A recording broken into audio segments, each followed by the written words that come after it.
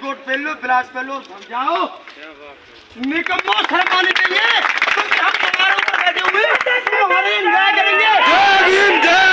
न्याय नहीं करते, आप जातिवाद करते हैं। क्योंकि कितने भी केस 4 महीने हो गए सहबावन के केस को। भाई रामकृष्ण जी कहाँ हैं? रामकृष्ण जी खड़े हो। भीम आर्मी की सदस्य की बेटी के साथ अगर छेड़खानी होती है तो आम आदमी के साथ क्या होगा?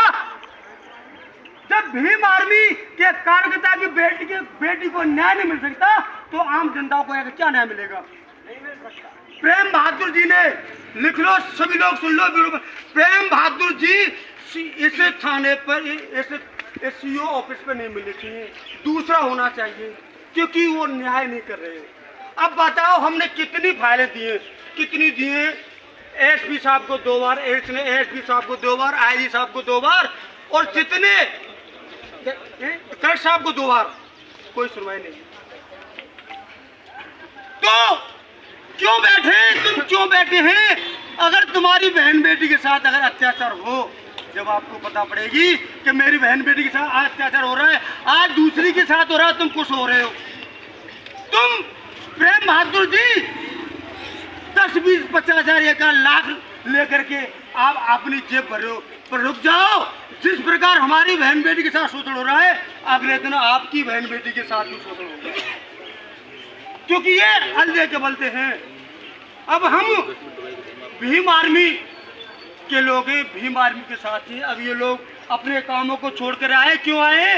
ये कोई फालतू नहीं है, सब मजदूर आदमी है, सब काम करने वाले आदमी है।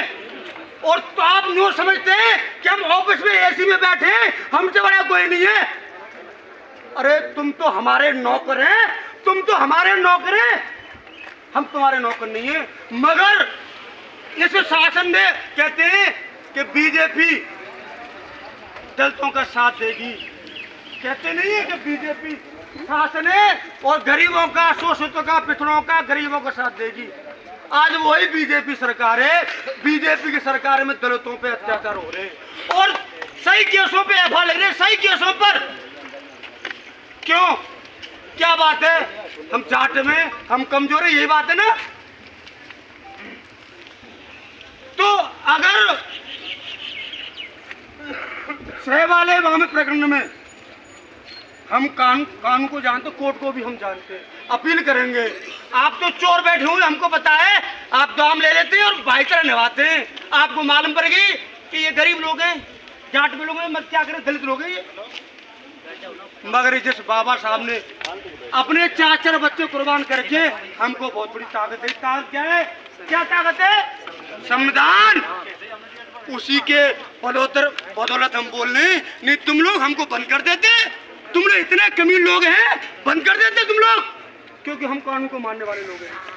हम पर हमारी बहन के साथ अत्याचार हो रहा है और तुम जाते भी नहीं। क्यों नहीं जाते? अगर आपका कुत्ता खो जाए पकड़े के लिए आएंगे हाल। और हमारे बहन बेटियों पे, भाइयों पे, राहल की गांव की बात है, बुड्ढा का लड़का राहुल खुलेआम पीटता, हड्डा चमड़ा ढेड़ा कहता है खुलेआम। उसने कह दी मेरे ऊपर तक पहुंच है, कर लेना जो तुम्हारी इच्छा हो। हमारे गांव के लोग रोडों पर नहीं जाते हैं या बाजारों में नहीं जाते, अगर जाते हैं तो उनको भी पीटते हैं। क्यों? क्या हो रहा है? ये बात क्या है? क्यों? मगर अब हम पिटने वाले नहीं हैं, अब हम संघर्ष करने वाले लोग हैं। तो मेरी प्रशासन से हाथ जोड़ के विनती है, क्योंकि प्रशासन में सब तरह के लोग होते हैं, सब बेकार नहीं होते हैं, कुछ बेकार होते हैं, कुछ वही पूरे डिपार्टमेंट को एक बदनाम करते हैं। तो मेरी विनती है कलेक्टर साहब से, 24 घंटे के अंदर उन मुजरिमों को एक रारे का है, उसने पूरे गांव के अंदर आतंक फैला रखा है। आप अपनी CBI पहुंचाओ, CID वाले पहुंचाओ और अपनी पुलिस के लोग पहुंचाओ उस गांव में जाके कि उस राहुल ने पूरे गांव में आतंक फैला रखा है, एक बच्चे ने। और वो क्या लगाते हैं हम पे क्या लगाते हैं? केस उल्टे सीधे कि ये देवताओं से गाली देते हैं।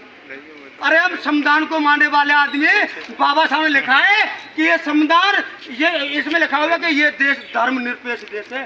धर्मनिरपेक्ष जानते हो आप? इसमें हर धर्म के लोग मत रहते, हर धर्म को मान सकते हैं। हमसे कहते हैं कि तुम गाली देते हैं। हाँ, गालियां धर्म से नहीं देते, गुणों से गाली देते हैं। जय भीम, जय भारत।